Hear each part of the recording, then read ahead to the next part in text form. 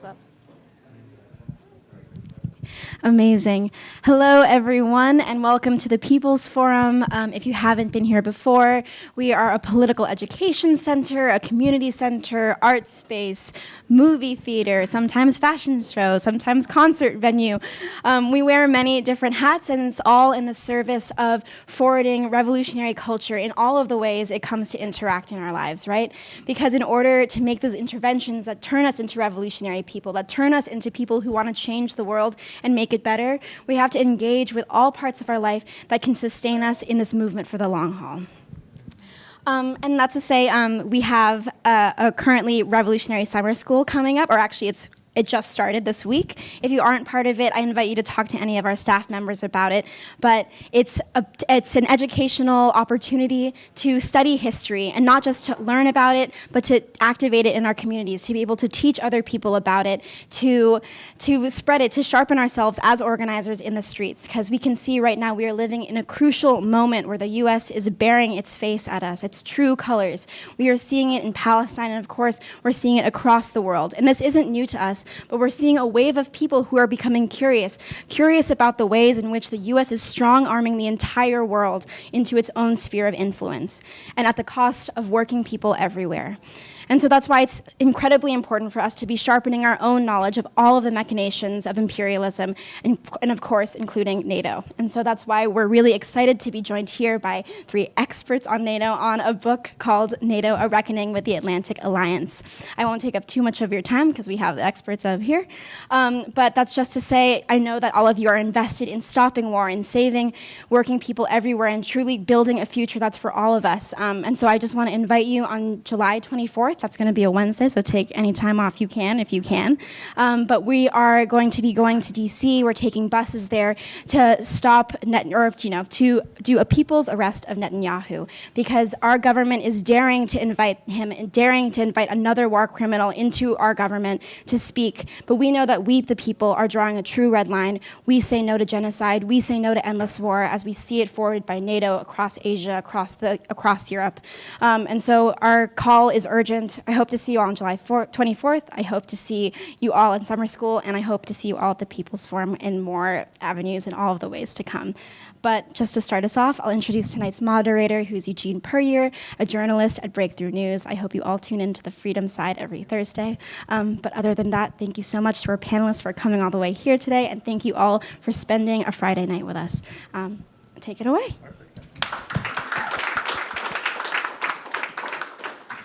Well, thank you so much, Kate. Thanks to everyone here at the People's Forum who made it possible for us to have this event, a very important event. I might say the best thing about the 75th anniversary week for NATO happening anywhere right now is this fantastic text, NATO, A Reckoning with the Atlantic Alliance, which I have to say, we're very happy to be here for the New York book launch, but this is already a bestseller in Germany. So I think we should all commit here tonight, not just to buy the book, to read the book, but to spread it around and make it a bestseller here in the United States. Of course, we are very, very happy to have with us our esteemed author, Sevim Dagdelen, who many of you, I'm sure, already know from her many appearances. And I have to say, first and foremost, to start from being really on the front lines of the struggle to free Julian Assange, who, of course, has just achieved his freedom. But also, of course, a member of the Bundestag since 2005, and currently the foreign policy spokesperson for the Sahra Wagenknecht Alliance for Reason and Justice, and also a member of Parliament's Committee on Foreign Affairs. And we are also very happy to be joined alongside Sevim in conversation with Katrina Vanden, who many of us know, myself, of course, included, as a longtime weekly reader of The Nation, the editorial director and publisher of The Nation, which is the leading source of progressive politics and culture in the written word here in the United States. She was also the editor of the magazine from 1995 to 2019, frequent commentator on many different channels, author of many different fantastic books. So we're so happy to have you with us as well, Katrina. So we're going to have some questions up here, a good conversation. I think there will be a lot to be said. Then we'll open it up briefly. I'm sure you all have many questions and points you want to make, and then we're going to leave some time also at the end because I'm sure there will be many folks who would like Sevim to sign their copy of the text. So don't worry, we will leave time for that. We won't rush you out. But Sevim, to start, I wanted to ask, I mean, maybe it's the most obvious question, but here we are, 75 years of NATO. Why write this book and why now?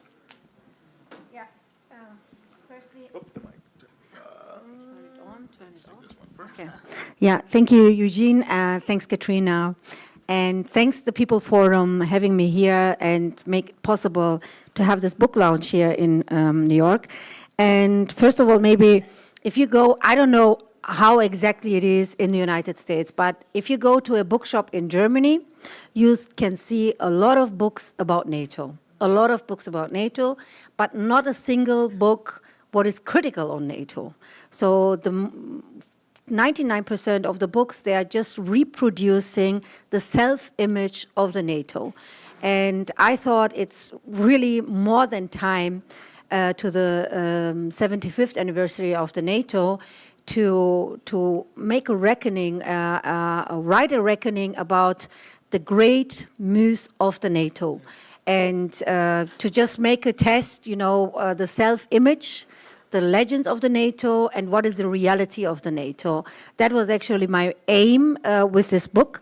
And to make it very clear, I just want to read from the introduction of the book, a very small piece, what makes it clear what was my intention. The NATO myths romanticize people's view of reality. If we want to find ways out of the current crisis, we need to unmask them. This is what the present book does. Today, 75 years after the founding of NATO, this military pact, its global expansion, and its confrontational policies are driving the world to the brink of World War III more than ever before. The aim of this book's critical analysis of both the current course of the alliance and its past crimes is to create the preconditions for thinking productively about alternatives. Alternatives to NATO, a military alliance that single-mindedly pursues a policy of deterrence, arms build-up, and confrontation, and that therefore existentially endangers the peaceful cohabitation of humanity. This is actually that was the intention to show the reality of the NATO, and then to try to organize a discussion, an open discussion about the alternatives and what could we do, because I see, especially with the Washington summit of NATO, a really big danger or that we are staying on the brink of World War III. You know, Katrina, I wanted to ask you a similar question, and I'm glad, you know, Sevim, you mentioned the issue of sort of a space and a discussion about what's going on with NATO, because one of the points you mentioned in your foreword that I thought was very important was the conversation here in the United States in the late 90s around the expansion of NATO and the broad range of, I have to say I was shocked to see that Richard Pipes was one of them. It sort of blew me away. Nitsa. And I wonder, you know, what you think in terms of relating that moment to our current moment, why the intellectual space, the media space, has become so closed down on this issue, and where at one point we had seems like an open, wide-ranging discussion, now it seems we can't have one at all. Eugene, thank you, and thank you so much, Sevim. Was honored to do the foreword. Sevim has a piece at thenation.com today. I think you raised the issue, and so did Sevim, of alternatives. My late husband, Steve, and I spent a lot of time in Moscow, and we got to know Gorbachev, and I know there are different views of Gorbachev, but as someone who is the highest-ranking leader to be a nuclear abolitionist, he also had a different view of what could happen to replace NATO after the end of the Soviet Union and the reunification of Germany. And it was not a military view. It was an alternative common European home. Maybe it was too visionary, from Vladivostok to Lisbon.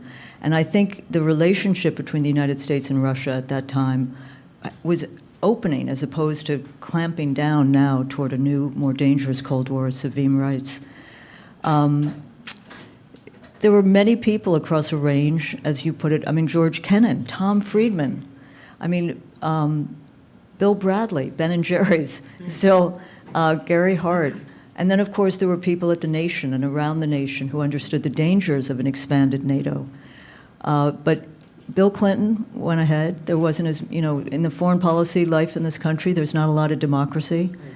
And I think part of it was Clinton appealing to constituencies in the heart of the country, the Baltic nations, Poles, but also he wanted to divert attention from Monica Lewinsky. I'm not kidding. No, seriously, these are how some decisions are made. And there was, as Sevim and I talk about, and it's in her book, the broken promise. There's a lot of dispute about this, but when Germany reunified, there was a promise that NATO would not move 1 inch eastward. Instead, under George W., there were increasing numbers of members. Now I think it's 32. And I just think there was more space back then. Not a lot. There's not a lot in this country to talk about alternatives. But there was a sense that, that you needed a debate. And today it's been so militarized. The discussions are literally, there's no dialogue. It's really, give me your weapons list. And I think that's the danger, the real danger, and to rethink how we discuss and to revive dialogue. And I will say, I think it was last night, Biden gave a press conference, and I'll stop, but it was essentially defense of empire. I mean, and all these people saying, well, he looked good, fundamental mastery of foreign affairs. I mean, it's he name-checked indispensable nation twice, as Sevim writes. The United States is more isolated today than ever. He even name-checked Madeleine Albright. Sorry.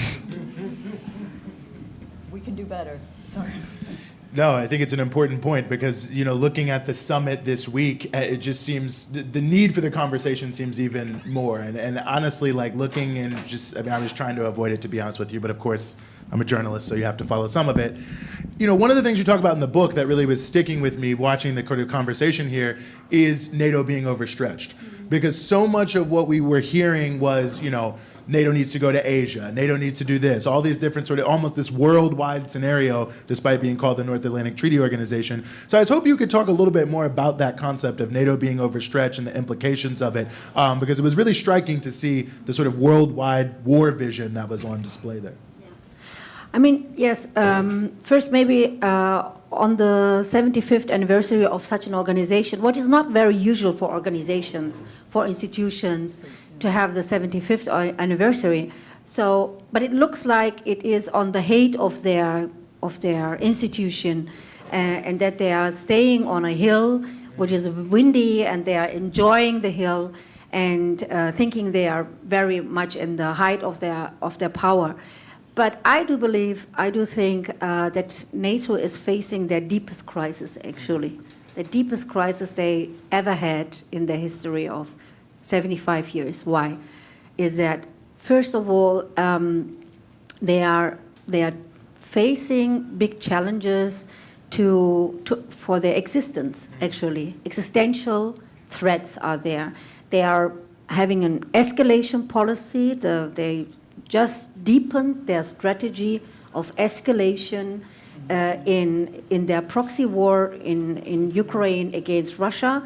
What that means is more weapons, more heavier weapons, more money for Ukraine. On the other side, it means less money for the own population. So we can see it in Germany, for example, or some other economic critical countries in Europe, like they have less money for infrastructure, less money for healthcare, less money for education, yeah, and because they have to get more money for Ukraine, and you cannot spend $1 twice. You just can't do it. So, and that's why they just have to cut all the social security, not all of it maybe, but lots of it. And the other thing is they are expanding. So the strategy of expansion goes on. After they had the expansion strategy in Europe with the enlargement of Sweden and Finland now, 32 states, and they have the expansion now towards Asia.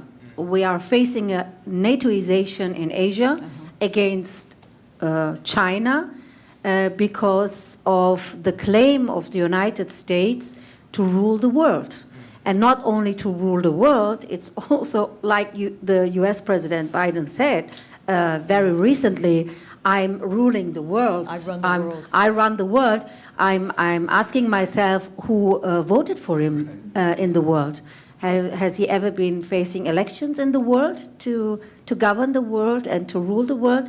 But the thing is, the US is in decline, and they are trying to stick on their hegemony worldwide, and that's why they know that China is rising to the first economy in the world, and that's why they want to challenge China somehow with the help of some vassal states in Asia, like the Pacific Four, Asian Pacific Four, Japan, South Korea, Australia, and New Zealand, plus Philippines and Singapore and some others, like they do in Europe, you know, in the war against Russia, the Ukraine war. They are using, for example, Germany in the front line as a frontline state against Russia. So they are trying to use Philippines against Asia. And the other thing is, the third point is this escalation policy, expansion policy, goes on with a policy of rearmament, massively rearmament. They put so much money into this war machine, and this is questioned by more and more people. More and more people, for example, in Europe, they're questioning the NATO alliance as a defense alliance, and this is one of the great myths of the alliance. They say we are a defense alliance, we are an alliance of democracies and state of rule of law, and we are an alliance of values like human rights, etc. And more people just don't believe this. Facing this escalation policy, they don't believe it. And you know, the NATO is called North Atlantic Treaty Organization. China is not at the Atlantic. It is just not, you know. And what's about going to the Indo-Pacific region, you know? So that brings me to the point. This signal from the Washington summit to go global, NATO goes global, is also on just the expense, what were on very high expenses. And many people, they just don't fit with this expenses and this cost. For example, in Germany, we have an opinion poll from December last year, and that is very important. The Article 5 of the NATO treaty is actually the heart, the essence of the NATO treaty.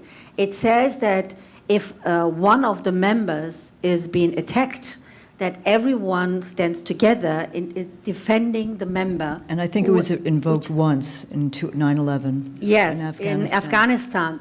But the thing is, the majority of the people in Germany are not willing to defend other member states anymore.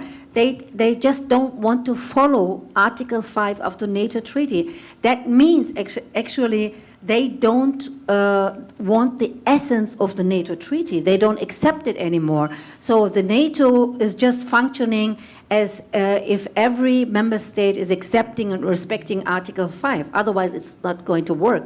And this is something what happens now in Germany and in some other member states as well. The criticism is rising, and that's why I think they are just overstretching. This is the overstretching itself with the expansion and more escalation and more rearmament. I think it's important to understand that NATO is, it's not a tea party, which sounds odd. It's not a coffee klatch. Yeah. No, it's a military organization which benefits the arms dealers, because the main lobby for the expansion of NATO around the Clinton times were the military, the arms weapons manufacturers. And the danger now is that there's a justification, this is apart from Ukraine and the expansion of NATO, for more military equipment to NATO. And there's this interoperability clause where, you know, they have to buy from the US. And it's just, there's more and more spending on weapons at the expense, as Sevim said, of bridges, of, you know, of lives, of social welfare. And this is just growing. It's just growing. And the thinking here, the political economy, is that it's kind of military Keynesianism. The politicians will say that we're creating jobs through arming countries. And there is this mandate, as I said, for other countries to buy US weapons. So that's the history of it. And those who talk about common defense or peace and stability or providing security, I mean, I think Sevim makes a very good case in her book about NATO's providing more insecurity and more instability as it expands. I also think of going back in U.S. history, it's not U.S. only, but the rollback crowd. It's always kind of been rollback versus containment, not that containment is so great, but you do see the elements of rollback now. There are folks who want to see regime change in Russia, who want to push leadership out. Now, I'm not making the brief for Putin, but I think so much of what we're looking at is a consequence of the demonization of Russia. And 2007, I've always thought the Munich Security Conference was important, and not to overstate it, but Putin stood there and gave a speech which was not wild. It was simply saying the unipolar world is over. And it was reality.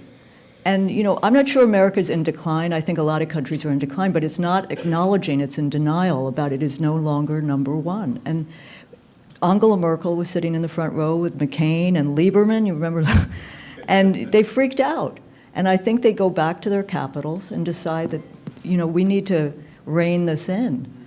And that was the beginning in a way. We can't forget that Ukraine didn't start in 2013 or 14. It was prior to that in the squares and the yellow revolution, the orange revolution. So I think there's a big history. I won't say more, but I think the fact that we've had Russiagate for the last 6-7 years is a consequence of trying to ensure the demonization of Russia, to continue a Cold War that could have ended, and the lost opportunities that we now face are very expensive. I saw the bridge in Baltimore the other day that went down, you know, and they said in the news article, we can't afford, the state said, $1.6 billion. I think at the end of these news stories, there should be like carrier, attack missile, and what they cost. Because it's like 1-to-1 in a sense of what you're losing. And we need a 21st century conversion program that will move people to other jobs that are more productive, and just to tamp down the militarism that I think, you know, kind of infects our country. No, I think, yes, please. I think that deserves a round of applause. Incredibly important point. The F-35 fighter unit, they spent $1.7 trillion on it, and it doesn't work. Every story about it is like, oh, it doesn't work. F-22 also, which has fallen out of the news, did not work. The Pentagon's never passed an audit. Bernie Sanders and I think Ron Paul used to pass a piece of legislation every year to audit the Pentagon. Yeah, there's a sense of unreality to it, and I'm glad you raised the issue of the demonization of Russia, because, I mean, it seems so much of the discourse is driven by this sense of unreality, Sevim. I mean, you've got Poland, of course, you've got the Baltic states who are pushing this, you know, this demonization agenda, which is so aggressive. And I want to build off what you were saying about Article 5 and ask you, I mean, what is the impact inside of Europe and inside of the alliance of the fact that you've got some people who are pushing super aggressively in one way, where it seems a very significant chunk of Europe is now starting to say, you know, should we be pushing right up to the brink of World War III? Should we be, you know, continuing these endless wars? I mean, I don't want to predict the breakup of anything, but you just wonder what it portends, because it seems like there's sharpening political lines here on the continent. Well, I think really if you could just sort of bring out what you think in relationship to the point you were making on Article 5 and how people are less willing to embrace it. What does it mean for the continent? What does it mean for the alliance to have a certain group of countries pushing very aggressively while the discourse and the conversation in other countries is becoming at least somewhat more critical of the idea of an Article 5, of going to war in a potential World War III scenario? Well, the thing is that we have a disconnection between politics and media on the other, one side, and the population on the other side. Like, for example, 55% in Germany are against the membership of Ukraine in the NATO, because they know that that means World War III maybe, yeah? That means escalation, that means conflict with Russia. And even in East Germany, even it is more like the former GDR, it's more than 70% that people are against the membership of Ukraine. And so you can go on in Hungary, for example, or in Slovakia, many people are against this membership. because they see what it can cost the people. But on the other side, you have the elites in politics, in media, in economy. They have other interests. And so you have a clash between the population's will, the will of the majority of the population, and the will of the elites. And as we have seen, for example, in the European parliamentary elections very lately in June, you could have seen the results of this election were actually a sign of this disconnection, because the most of the people, they voted in favor of right-wing parties, for example, and these right-wing parties, they are actually more in favor of militarization. They are not against NATO, like, for example, the far-right party in Germany. They are in favor of NATO.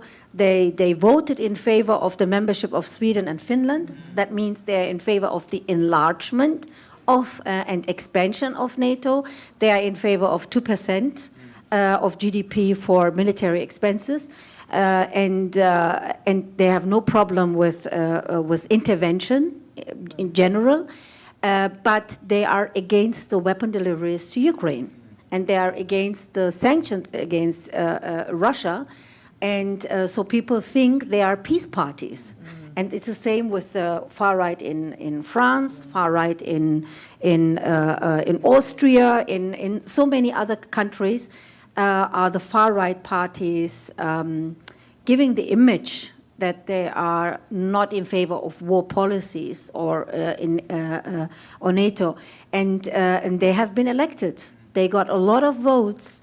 That means that the populations are trying to protest against the elite, the establishment parties, the governmental parties, and that shows us that it can go worse. You know, whoever wants to combat far-right parties and policies, they have to change their politics. But this is not going to happen. When you see the German Chancellor Olaf Scholz was just at the Washington NATO summit and signed a communique, not in my name, signed a communique without any discussion in the public in Germany, any discussion in the parliament, any discussion in the Foreign Affairs Committee, signed the communique of the NATO, which says that foreign country or foreign force, foreign empire, like the United States, will now station long-range weapons, the missiles, like the Pershing II, in Germany. And in addition to that, they are making a new center for command, for coordination of the Ukrainian military help and supplies in Wiesbaden. So, and this in the name of Germany, and I think it's not in our name, because that brings us more to the danger to be part of the conflict. I mean, we are a part of the conflict, you know.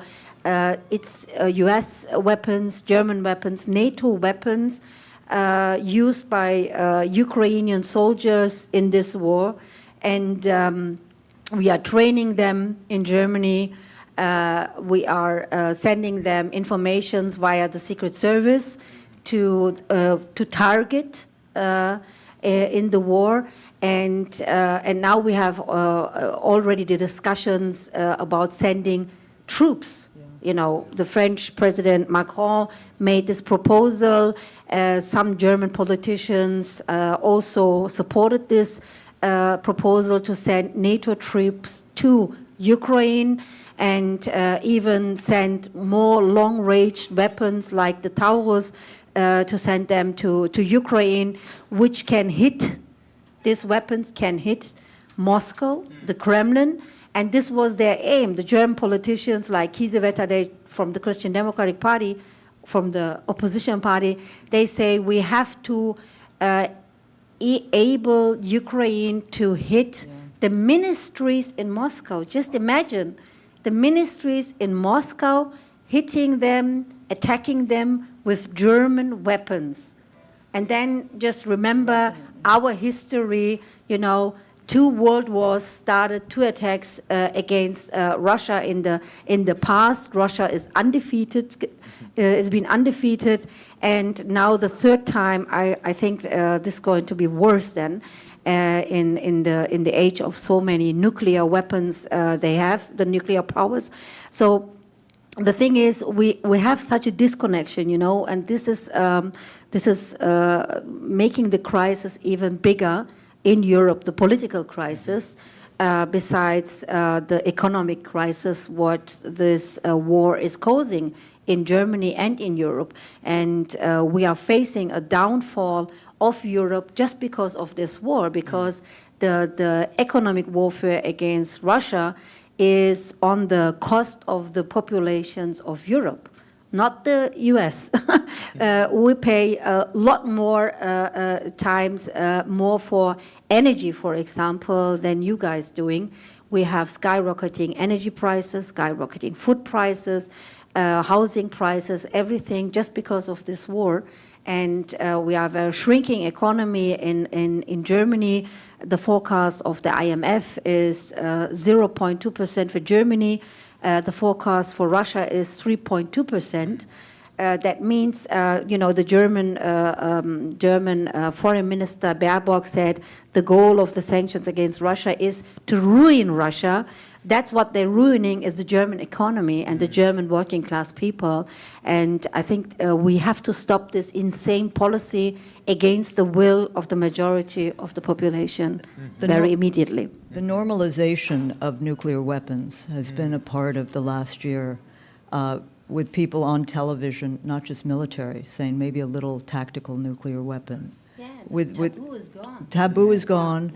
And what's also gone is, and you know, I think the younger generation, I mean, it's active shooting at schools, but it's not, you don't see 1 million people in Central Park, which was the case in June 1982, which worked to abolish a whole category of nuclear weapons. And I think that needs to come back onto the terrain. And this is a moment, because with the normalization should be the horror. And we're coming upon Hiroshima and Nagasaki, and it's, I was going to say also that the rules-based order, that's another phrase. I sometimes think journalists have a key on their computer, like indispensable nation. Now we can add, I run the world.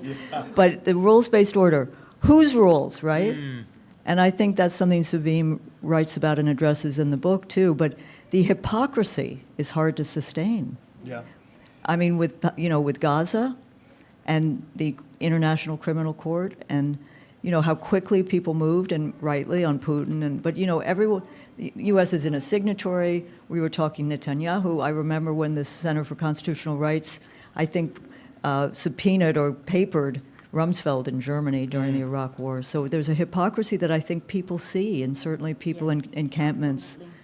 And I think that's critical. I mean, there's another institution which I always say is flawed but indispensable, the UN. Now, the General Assembly has done some good things, right? But it could have, there could be another set of institutions at this time. And NATO is dominating the field, right? I mean, it's sucking the oxygen out of the air. And OSCE and these other institutions are being brutally kind of instrumentalized or weaponized. But to find new institutions is something that should be part of a quest and not just new weapons.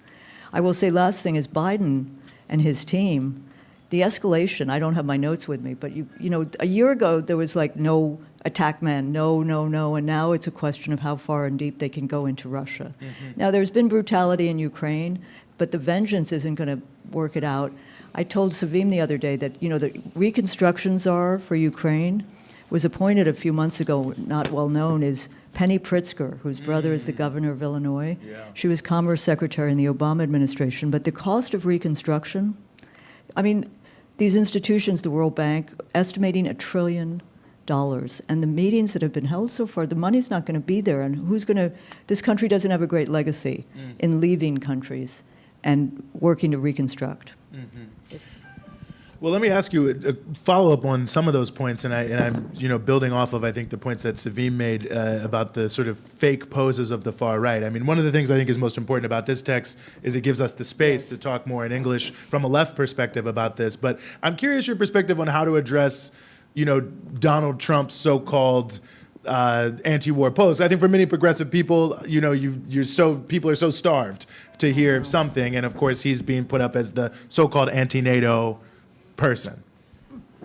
I mean, he's proud. I mean, he's kind of the huckster, unhinged. But I don't know if we really want to make NATO about paying the 2% GDP. I mean, that's what he cares about. It's like a business transaction, and that he's going to be in a room and Putin and he will work out a deal. I mean, what's happened with Russiagate is that it's made Putin seem infallible. He put a president. My Russian journalist friends say, "Well, you're giving him all this power. He put a president on the throne in America. He's dictating this and that." I will say on the Middle East, which Sevim knows more about, we had a reporter look at Trump and Biden's records. It's not happy on either front, but Trump is tied into the far right in Israel and in this country, AIPAC, Adelson. And we're going to, it's not an article, but it's raising questions. You know the history of Iran-Contra, the history of Republican, like what they did with Jimmy Carter, Reagan team trying to make sure the hostages were not released. It's more and more well documented. I think it's worth raising questions about what's going on with Jared Kushner behind the scenes with Trump in terms of postponing any kind of movement or But Trump, it's complicated because on trade, he understands trade has led to some of the, far right because people feel shafted and deindustrialized. But I don't see him as a peace candidate. I also don't see, though, just writing off people. Sevim and I were talking like Thomas Massey. There are people who are non-interventionist and believe in the role of Congress in matters of war and peace. But someday I'd like to see a debate where the candidates vie as to how to end wars, not to sustain them. Please. May I? Regarding Trump versus Biden, two examples. The one Katrina mentioned, the Middle East. For example, when Trump was president, he left the JCPOA treaty with Iran and the nuclear deal with Iran, what was a hope for us as well. And he just left it. And it was very hard for us Europeans to cope with the situation because we were sticking into this JCPOA deal because it was a good deal for everybody. But we couldn't realize what we promised Iran because of the sanctions then Trump started. He had 1,500 sanctions against Iran he made, so it made it really impossible to trade with Iran, and that was the deal, that was part of the deal, to make trade with Iran. Biden, when he was campaigning, he promised actually to go back on track with the JCPOA, but he didn't after he was elected, and he made 700 plus sanctions against Iran. So that means there is not so much differences, but regarding Israel and Gaza and Palestine, I think Trump will be worse than Biden, and I think Biden is already very bad with his unconditional support for this extreme right-wing government of Benjamin Netanyahu, and is supporting the war crimes and so on. And but just remember, it was Trump who changed the capital of them to Jerusalem. So the U.S. Embassy, he moved to Jerusalem and changed it. So I think it is a little bit, for me, for a European, it looks like a choice between pest and cholera sometimes. When I look to the U.S., I think maybe some other aspects you have to consider regarding the elections, like trade, economy, social security, and all this stuff. But in between them, in the Middle East policy, I do not see such a substantial difference. But I know that IPAC is a little bit more, or let's see, the Abraham records, that Trump is a little bit more sharp in supporting Netanyahu, I think. And Saudi, I was going to say also, Sevim brought up Iran. The elections there were interesting because this reformist candidate, within the context of Iran, but he's reputed to bring back the negotiator And the White House, this White House, maybe they have too much going on, but they just said no comment. There was no outreach of any kind. And I see you have materials about Cuba. There was hope. I mean, Obama, in retrospect, and I was in Havana about 2 years ago, and what struck me was how important the Obama visit was as a measure of respect and dignity. And the fact that Biden hasn't moved, it so clearly, I suspect, is in Germany, domestic constituencies, the history of Florida and the right-wing Cubans. But that, too, is the sanctioning is criminal. And the over-sanctioning is... And we've learned it just doesn't work because this idea that it targets the elite, no, it targets people. And the other thing about the difference, I think regarding NATO, there is no difference because some are saying Trump would be anti-NATO. This is bullshit because he is, NATO is an organization to fulfill the geostrategic and security interests of the United States. That's the organization. It's not an organization for the protection or the security for Europe. It's really it was founded 1949 just for building a Pax Americana in Europe, on the European continent, of essential influence zone for the United States on the European continent, not only facing the Soviet Union challenge, also to make sure and to guarantee to save the capitalist system. It was an economical aim as well, to not just political Absolutely. and militarily. It was also to protect the capitalist system. Therefore, they founded illegal organizations, underground organizations like Gladio, for example, in Italy, to make Gladio as an underground organization, illegal organization, armed, funded, trained by the NATO. They did terrorist attacks and called them, they would be left-wing organizations, just to prevent that the Communist Party in Italy goes into the government. That was the reason for their terrorist attacks. And it's all done by this Gladio organization. And you had this in Turkey. Experts say the Grey Wolves are a stay-behind organization of the NATO as well, like the Gladio.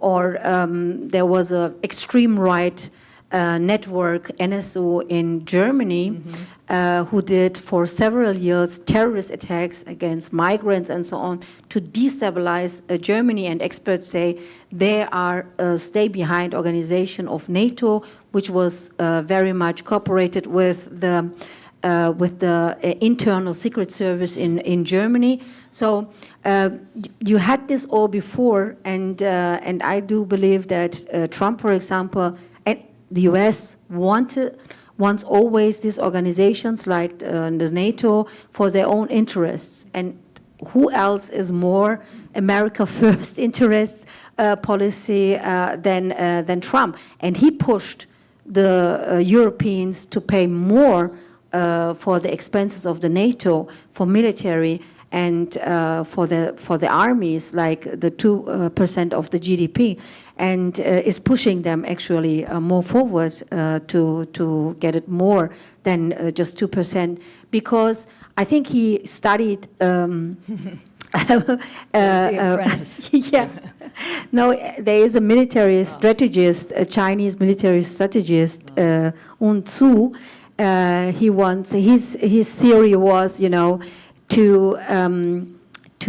lead wars without not on your own costs, but on the costs of others. So, and that is what Trump is aiming, from my perspective. He wants. He may to have lead. this place wired. He'll start quoting you. And that's why I think there is not so much difference. That is just. I think the liberals in Europe, they are just trying to make a big threat want to paint a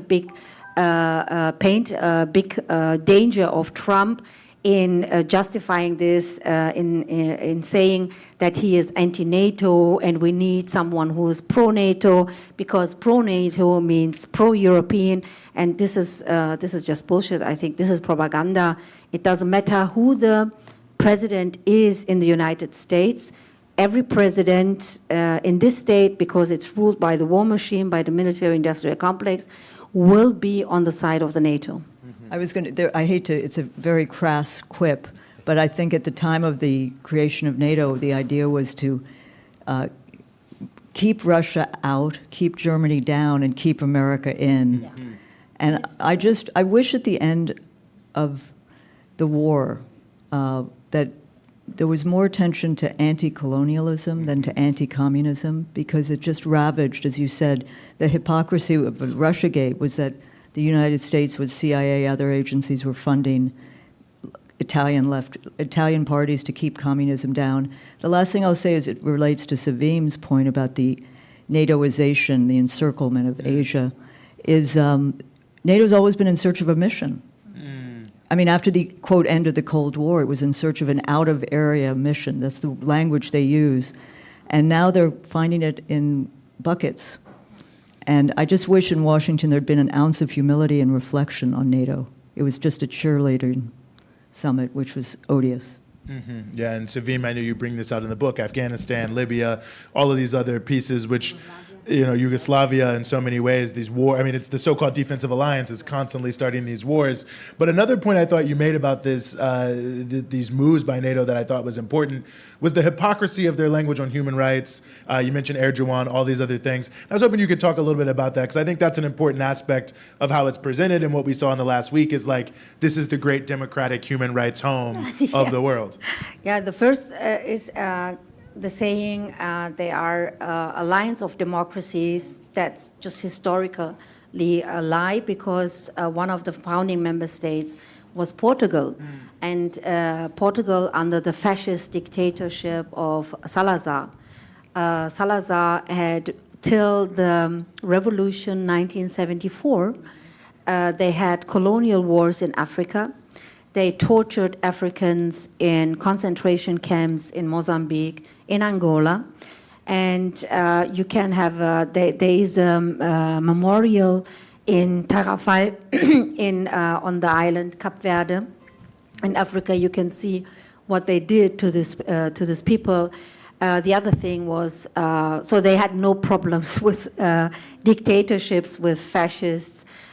Even they had treaties with Spanish dictator Franco, the fascist. The United States had bilateral treaties with them. Then you had the founding member state, Greece, 1967, military coup. Was no problem at all for NATO as an alliance of democracies. Or 1980, you had the military coup in Turkey.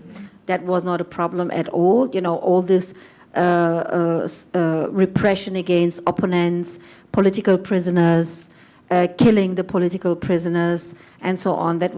Everything was not a problem for NATO. They never ever criticized these developments in Turkey, Greece, or even the occupation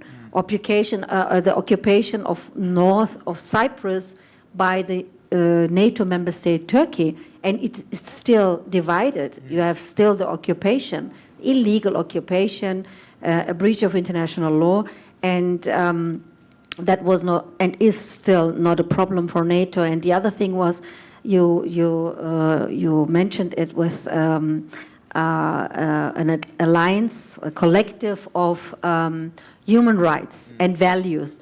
I mean, you don't that much talk about values thing here, but in Germany and Europe, every speech about NATO is a speech about the alliance of values. Yeah, absolutely.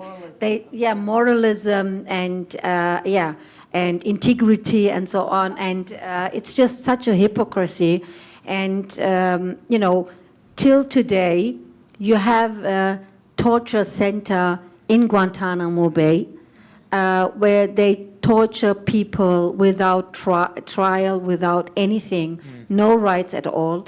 And it's still going on. They didn't close it. And 14 years, they prosecuted the NATO member state, USA, a journalist, Julian Assange, just because he exposed war crimes of USA in Iraq or the NATO in Afghanistan. And the other thing is, according to the Brown University, in the last 20 years, they killed USA and their allies. They killed more than 4.5 million people in their war on terror. 4.5 million people they killed. So the body count, I mean, just in the last 20 years, it's so high. And what kind of values did they defend in killing 4.5 million people? What kind of values would justify such a mass murdering, mass slaughtering? And the other thing is, I mean, if you look to Gaza, you know, what a hypocrisy. What a hypocrisy that they talk about human rights when more than 15,000 children got killed there in Gaza, you know, and they don't say anything on this. And the people say, and that's why they're losing their moral integrity. And they lost their moral integrity since a long time, at least in the global south. But now with this really awful war against the civilians in Palestine, in Gaza, and killing all these people and doing these war crimes, what you cannot justify with self-defense anymore. It's just, you know, they're losing even the moral integrity in the global north. So many countries of the European Union, like Spain, Ireland, Norway, Sweden, they accepted and recognized Palestine as a independent state, and they are criticizing the arms exports of the global north to Israel in fueling this war against the civil society there, the civilians. And that's, I think, this shows that this myth was the Defense Alliance, Alliance of Democracies, and Alliance of Human Rights is just a lie. And more and more people, they do see this. Please. Well, Sevim, I'll ask you this, and Katrina, I also like your thoughts on the same thing, because, you know, there has to be alternatives. There has to be something different. In the latter half of your book, you talk about different ways. Things can be different. There can be a different idea and different pieces. So I hope you could talk a little bit about that, because I think that sort of go-forward policy is also important. I think we'll read the book, we'll love the book, we'll enjoy the book, but what we need to really advocate for when we're talking about how to bring a real zone of peace. Well, I do believe that we do need a connection, a cooperation more of the freedom and peace-loving people in the global north with the people in the global south. That is the first thing what we need. The second thing is we have to get back on the track of international law. No double standards. No double standards. You know, if someone is breaching international law, it has consequences. But it cannot be that everyone else except the NATO member states get punished for breaching international law, but the NATO is the cover-up for violation, for illegal wars, and so on. So we have to get on track. Everybody has to accept the UN Charter, because this is the best basis for international relations. And the third thing is, we have to go back to diplomacy. We really have to go back to diplomacy. Diplomacy is how can you say, it is a win of civilization. You know, after World War II, it was clear that we have to have diplomatic relation with every country. And I can't understand, for example, after they failed with their regime change policy against Syria, that they still have no diplomatic relations to Syria. They don't have diplomatic relations to Venezuela after they failed with their illegal regime change policy. They don't have and they don't want any diplomacy with Russia. But this is wrong. You know, if you want peace in international relations, the precondition is to have a dialogue, to have diplomacy.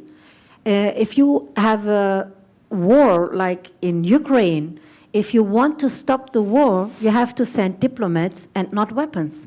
This is very simple logic. So, and the other thing is we have to stop with the policy of sanctioning unipolar sanctions, one-sided sanctions. The only institution in the world who has the right to sanction other countries is the UN Security Council. But the reality is that the United States and the European Union, as an accompaniment of the United States, is just sanctioning whoever they want, whoever they like, yeah? Because they don't like the nose of the one head of state or the social welfare state of the other state, and so on. And like they do with Cuba, they don't accept the sovereignty of independent countries, and we do have to stop that, because the sanctions, it's always, you know, independent from the fact if they affect the elites in a country, it does affect the normal population, and it's a weapon of mass destruction. You know, before one single bomb was attacking the Iraqi people, more than 500,000 people have been killed in Iraq because of the economic sanctions. Yeah. And this is the result of sanctions. People are dying in Syria because of the sanctions. They have no medicine, diabetes, or any other health issues with the heart. They don't have the medicine for that. And I think it's just a crime, this sanction policy, and we have to stop this. And the other thing is we have to have, again, we say conflict-free solutions. We have to stick on solutions which are not bringing us to a new conflict, but to solve the conflicts, and in a diplomatic way. And we have really a lot of examples for doing this. Like in Germany, we had in the 1950s a referendum on a state which is in the West. It was part of France for a short time after the Second World War, and then they made a referendum if they stay as a part of France or as they are going to Germany. A lot of people are disappointed, and they say, if I would know this, I would have voted in favor of staying in France. But we had these democratic referendums, and this is probably a solution, a possible way to have a solution in the east of Ukraine, for example. Or we had in Italy, we had the autonomy region South Tyrol. So there are so many, you know, the internationalization of Spitzbergen. So you have a lot of, in the past, a lot of examples how you can solve conflicts without war, without force, using force, without killing people. And I think we have to go back to this stage. I want to pick up on that because I think it's important to retrieve in our history models. I think of human security. I think of Sweden, which has now joined NATO, and how tragic in so many ways that is because of Olof Palme. And what he was revolutionary in his own way decades ago in thinking about human security. I think we need to demilitarize our thinking because it's become militarized, and the media malpractice in fomenting that. Diplomacy, Sevim talked to this. It's not just not understood, and it is a stodgy word we think of, but it's been criminalized. It's treated as appeasement. And the ability, let's say strategic empathy, that you stand in someone else's shoes is treated as appeasement. I remember during Iraq, on the eve of the war, around the world, there were protests, and we did a cover called The Other Superpower. And it is, one does despair some mornings because so much of what proposes, whether it's against the expansion of NATO in 1997 or against the war, doesn't seem to work out. But you've got to keep going at it because it will. I think the UN, as Sevim said, its charter is ending the scourge of war.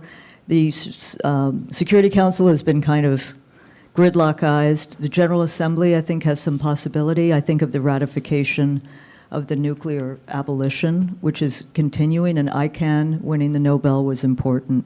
Civil society, I used to be a little kind of mean-spirited about civil people to people, but I do think it's important, especially in times when, quote, leaders are refusing to meet. Solidarity, Sevim spoke of, I think, transnational solidarity, learning lessons from other countries and sharing. I will say one thing on, so I'll stop, but about many years ago, not that many, Eric Foner, our editorial board member, emailed in the middle of the night and said, does anyone down there have a contact with Bernie? So we said, yeah, so he said, you know, Bernie, he's got to stop with Denmark. He's got to talk about his own country's radical traditions. The abolitionists, the farm labor populists, the suffragettes, the civil rights movement, the anti-war movement. So Eric Foner wrote a letter, and I do think in this moment of multi-generational tumult, but openness, it's an ability to speak to what was and what can be. So. I just want to, just want to add 2 points. The one is disarmament.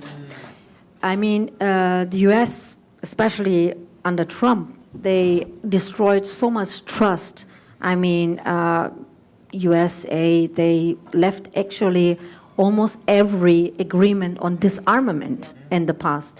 And I think it was possible, if it was possible to conclude disarmament agreements with the Soviet Union, the same should be possible with Russia now. And it is actually possible. And we have to, yeah, with China anyway, it is possible. So it all depends on the West, actually, to have these agreements on disarmament. And I think we should work on this. And the other thing is the courage of neutrality, that we have to have more neutrality and sovereignty in our countries. I mean, of course, it's from the US perspective, it's a little bit difficult because you are trying to make other states subservient to the United States interest. But from our perspective, it is really, really important to get peace through being neutral, a neutral state, because in the Cold War, for example, neutrality was a protection for states that were neither members of NATO nor of the Warsaw Pact. That was the guarantee not to get attacked. That was the protection. And I do believe that the new membership for Finland and Sweden is not giving them more security. It's the contrary, actually. It does make them more unsecure.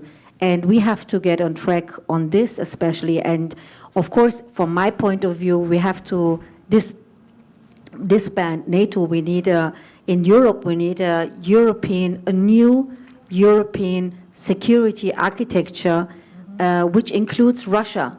Maybe it sounds fantastic, literally fantastic at the moment of the war, but we need it because without or against Russia, security on the European continent is not possible. Russia is part of Europe. You cannot change geography. And we do need good relations with our neighbors.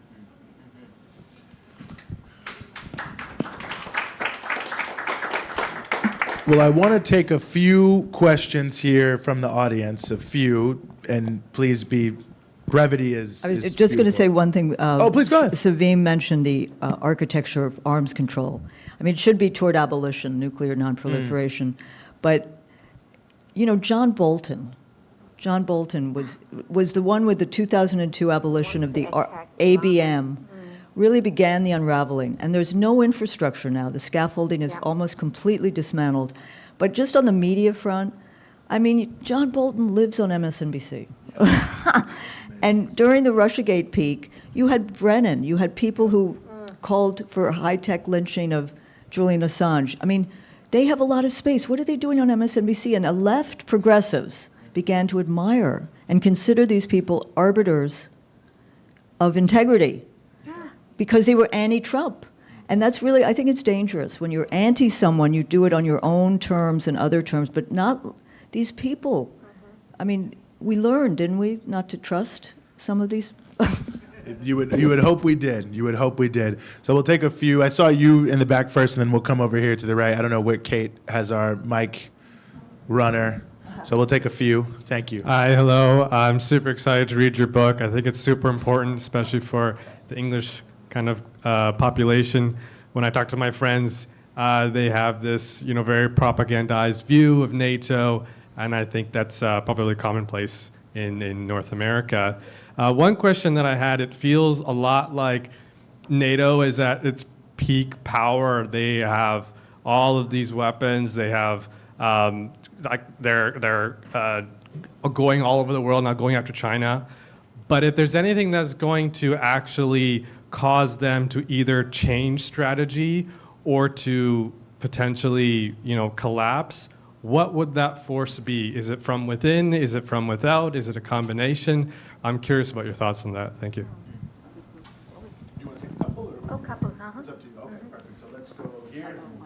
My cognitive abilities were. I took a cognitive test today. They have it in the Washington Post. Sorry. Okay, thank you for your talk. My question is, first of all, to Sevim, I believe you are a member of the Social Democratic Party? No. No. Which party? It's a new party. Oh. But I can we can tell you. describe Oh, okay. So anyway, Yeah. what are the German people's attitude at this time about the U.S. troop presence in Germany? I mean, this is now 75 years since the U.S. troops, occupied Germany, and they're still there. And can you tell us more and more. how many U.S. troops are there at the present time, and why German people are not demanding that they go home? Thank you. So we'll take one more. I'm taking notes too as well, and then we'll come back as well. Thank you, sir. Please. Yes, thank you. My name is Irving Lee. Thank you for the presentation. My question is dealing with the fact that there's a commonality, it appears, between what's going on in Europe, the acceptance of war, and what's happening in the United States. And it's clear to me that what's happening in the United States is that we have a government that's being controlled internally by an unelected force that is basically determining our foreign policy and our economic policy. And I basically focus on the role of the neoconservatives that are very dominant, especially in the State Department. As long as they're in charge, they're going to influence policies, whether it's the Democrats or the Republicans in power. And you talked about how in Europe, those forces that were maybe opposed to escalation, I think in Germany there was a person by the name of Alfred Hirhausen, and the name that rings a bell to you, that during the end of the Cold War, he wanted to basically stop NATO and have a separate foreign policy, but he was physically removed, forcibly removed. And so that's the type of thing that has happened not only just in Europe and the United States. You had, of course, John F. Kennedy, who was against the Cold War. He wanted nuclear disarmament, and of course, he was removed as a consequence. So you have all these powerful forces internally that is driving these policies.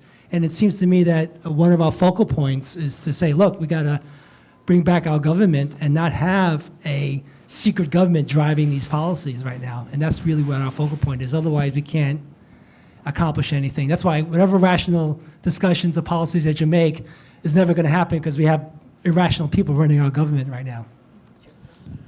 Well, thanks everyone for the questions. I think we all took some notes, however you want to take them, but I think some questions about, how we can move on from NATO, also the German people, U.S. troops, and some of the other pieces. So yes, however you want to take that. Yes, maybe first, I was elected to the German Parliament 2005, and with the party, the Left Party, it's called Die Linke, the Left Party, and in 2020, last year, me and 9 other MPs, we left the Linke Party and built a new party.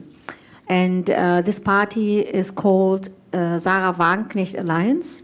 It's called after Sahra Wagenknecht, the person.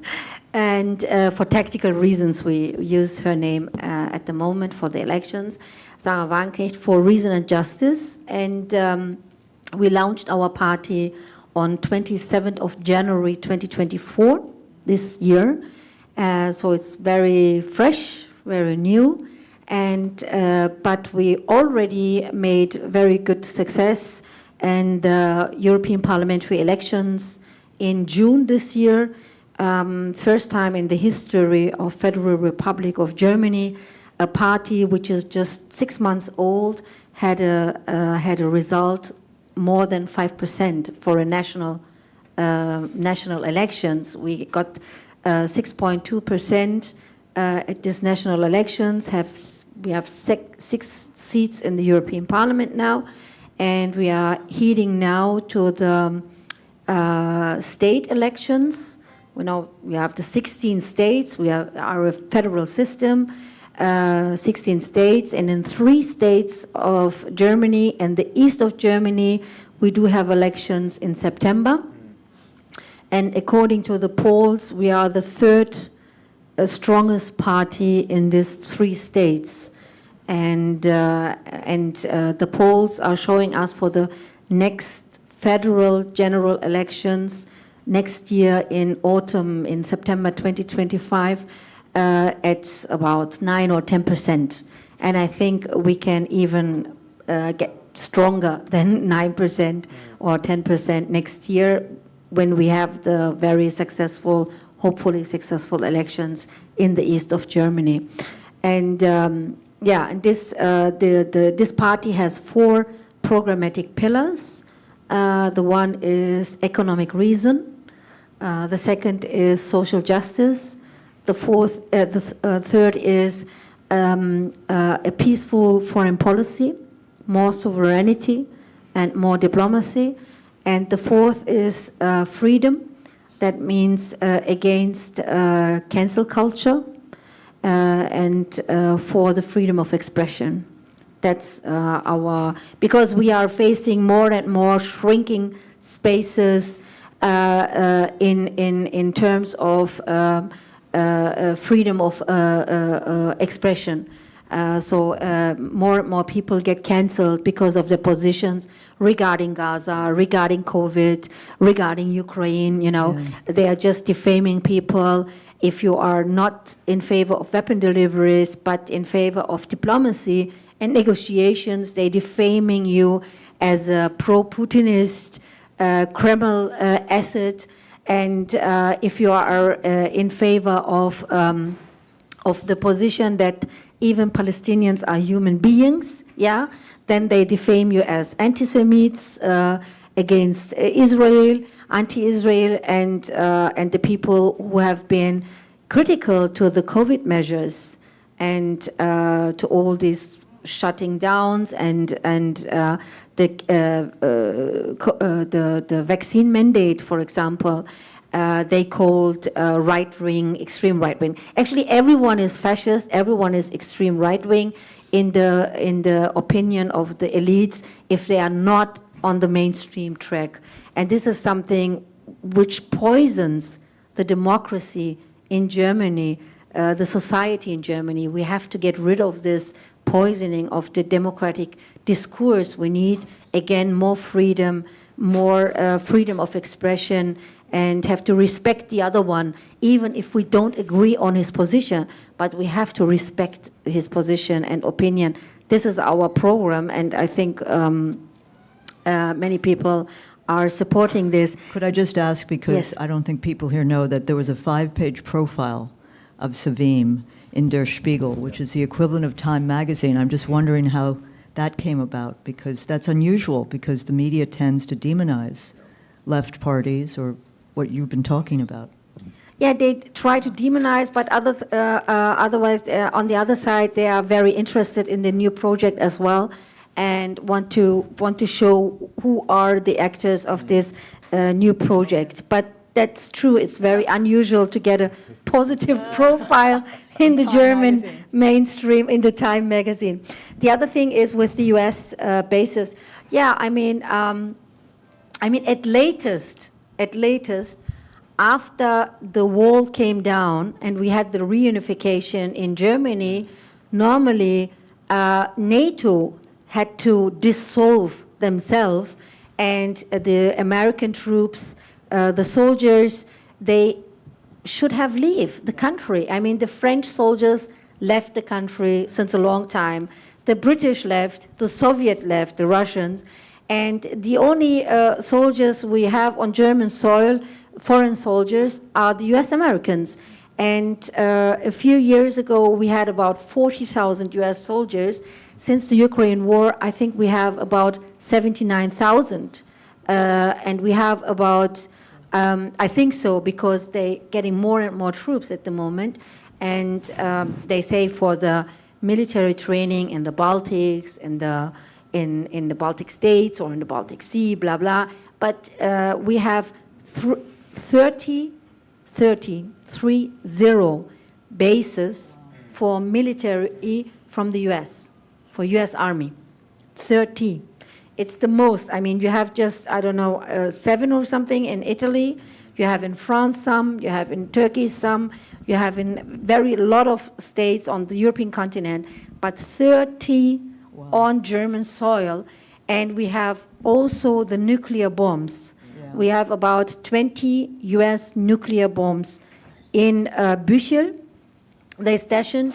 And despite the fact that we have a resolution passed by the far majority of the German parliament in 2010 that the nuclear bombs should be pulled out by the US from German soil, they don't do it. They just don't do it.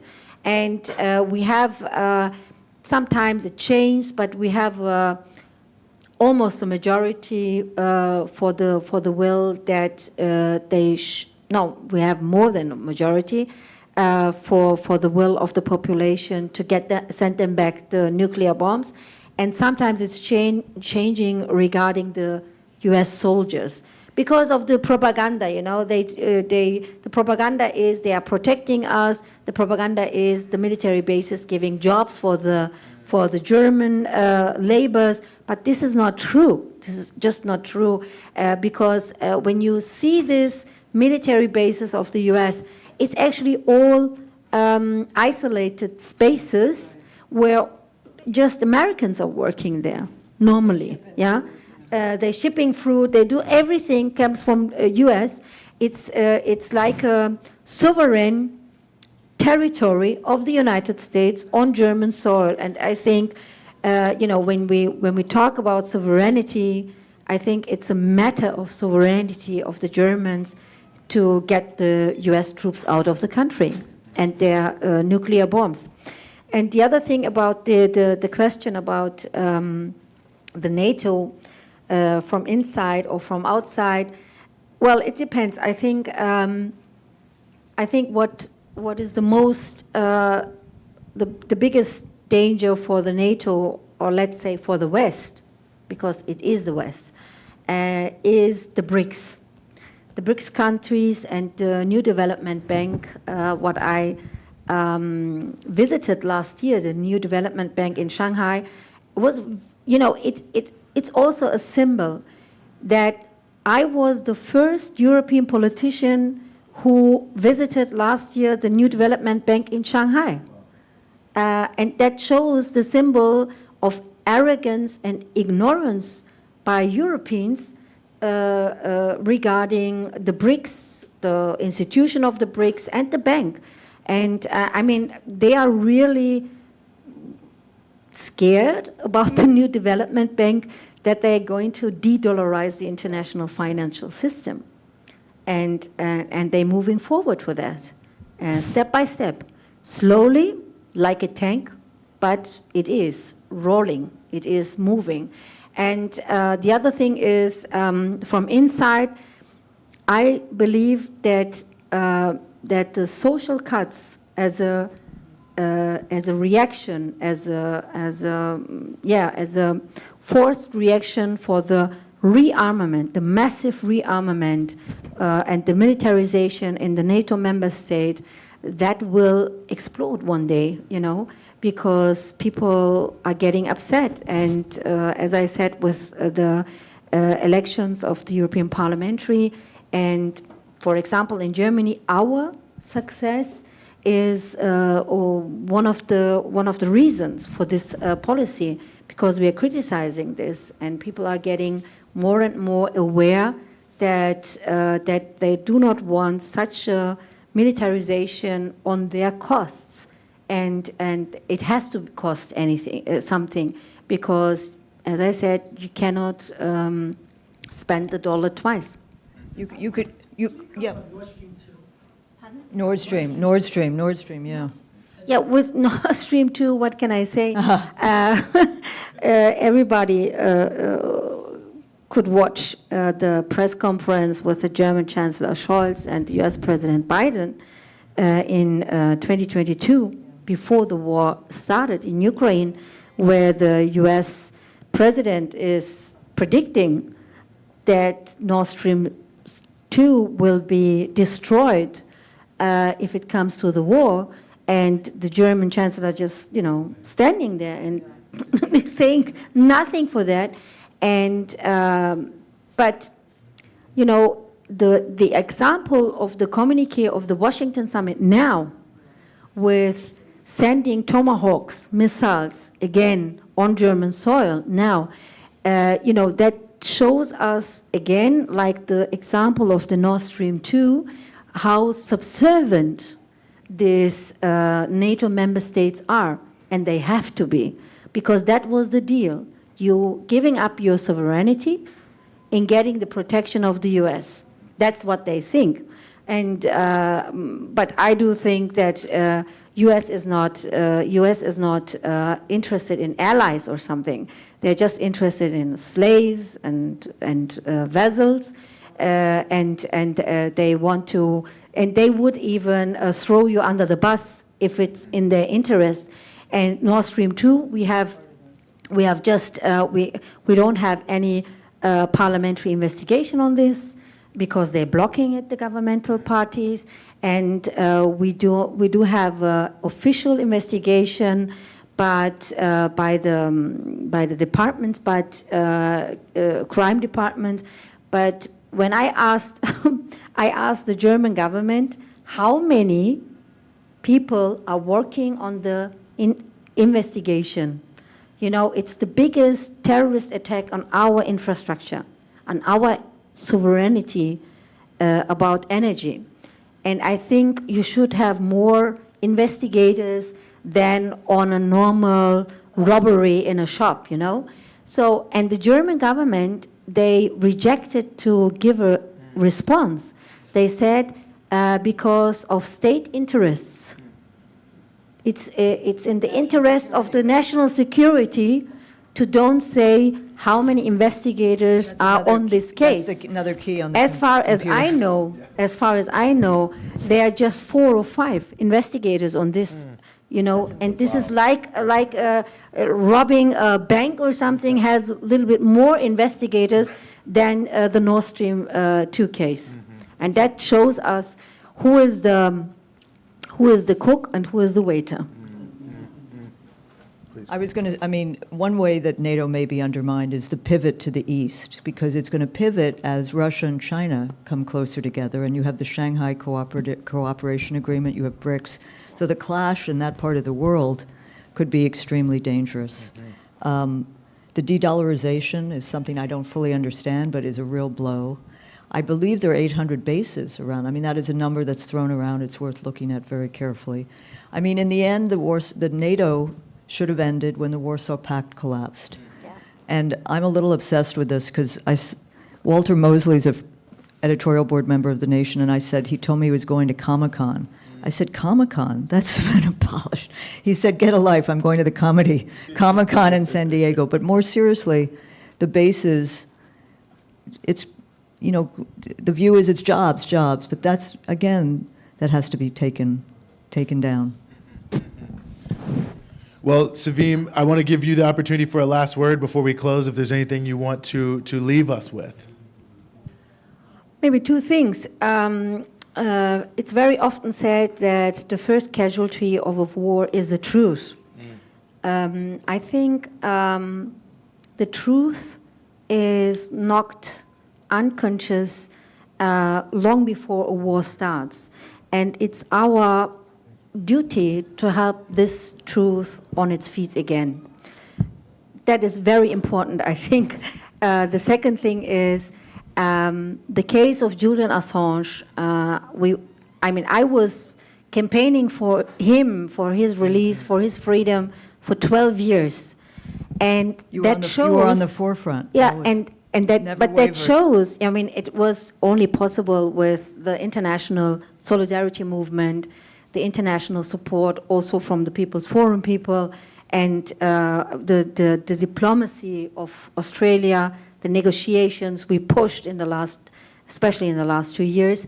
And, but it was possible. It was possible that someone who challenged the empire is free now, and he's undefeated. So that means if we stick together and if you fight, we can win. That's my last word. That was beautiful. Transnational solidarity. I usually don't do this, but the nation turns 160 next year, and I think its main through line in its history has been the belief that you don't have democracy at home if you wage endless war abroad. And from the beginning, that has been our mantra, our motto. And for a publication which has opposed NATO expansion, is for the abolition of nuclear weapons, and has opposed endless war, please check it out, thenation.com. Absolutely. Yes. The book is NATO, A Reckoning with the Atlantic Alliance. The author is Sevim Dagdelen. The foreword is by Katrina, Vanden, Heuvel. Excuse me. Please give a great round of applause for both of our panelists here this evening. You can get the book up front. I highly suggest you purchase it. Maybe get a couple copies. I know Sevim is willing to sign some as well, so you're very lucky you. But thanks, everyone. Thanks to the People's Forum. Thanks to Left Word Books that helped translate this into English from German, excuse me. Thanks to everyone. Have a great evening, and hopefully come to future events at the People's Forum.